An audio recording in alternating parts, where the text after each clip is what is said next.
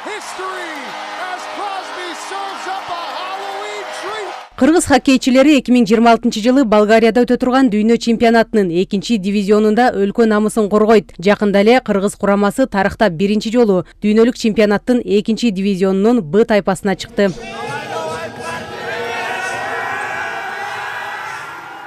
Съездили в Турцию, как вы уже знаете, выиграли дивизион. Түркияга барып, дүйнө чемпионатында 3 дивизиондун А тайпасын утуп, 2 дивизиондун Б тайпасына чыктык. Биз тынымсыз машыгып, мындан дагы бийиктиктерге жеткенге аракет кылабыз. Мен үчүн Кыргызстандын намысын коргоо сыймык.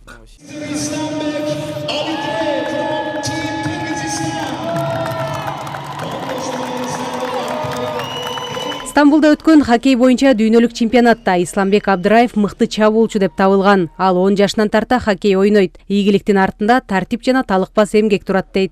Мен оюмча азырынча биз 2 А дивизион биздин уровень деп ойлойбуз да биз. Ошол жакка жетсек, анан ошол группада кармалып калсак, ылдый түшпөй. Өнүгүп өтө берет да. Жыл сайын ошол башка өлкөлөр менен ойноп биз дагы өнүгө беребиз.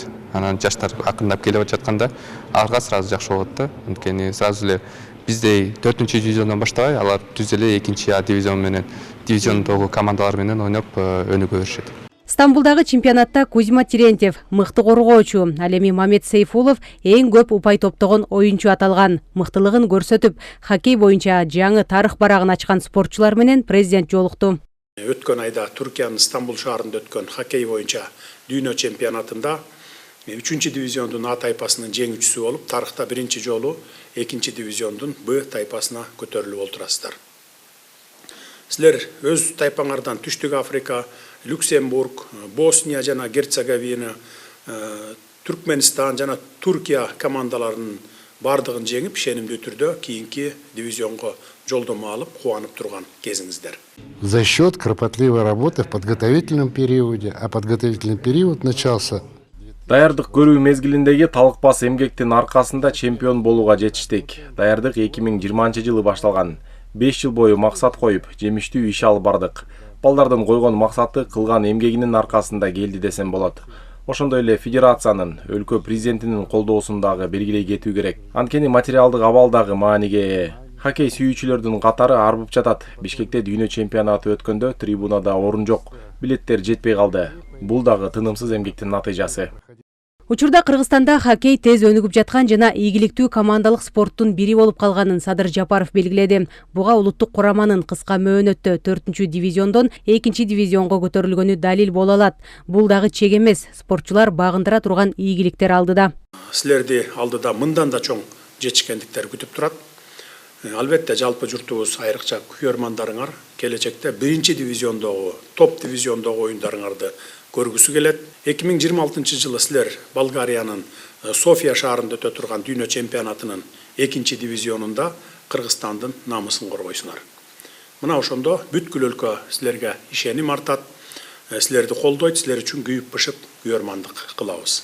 Эске сала кетсек, 2022 жылы Бишкекте өткөн дүйнө чемпионатынын 4 дивизионунда кыргыз хоккейчилери 4 команданы утуп алган. Натыйжада дүйнө чемпионатынын 3 дивизионунун Б тайпасына көтөрүлгөн эле. Бул турнирдин ачылышына президент катышкан.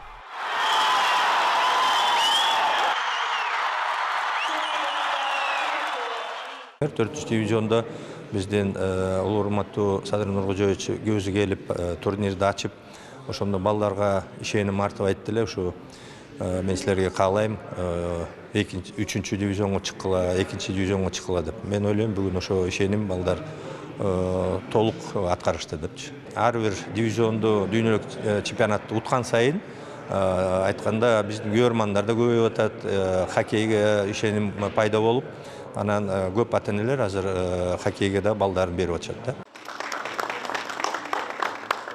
Садыр Жапаров спорт тармагын колдоо, улана берерин жана чемпиондорду даярдоого шарттарды түзүүгө күч аракет жумшалаарын белгиледи. Хоккейчилердин ар бирине 600 000 сомдук, машыктыруучуларга 800 000 сомдук сертификаттарды тапшырды. Медицина жана техникалык кызматкерлерге 200 000 сомдон берилди.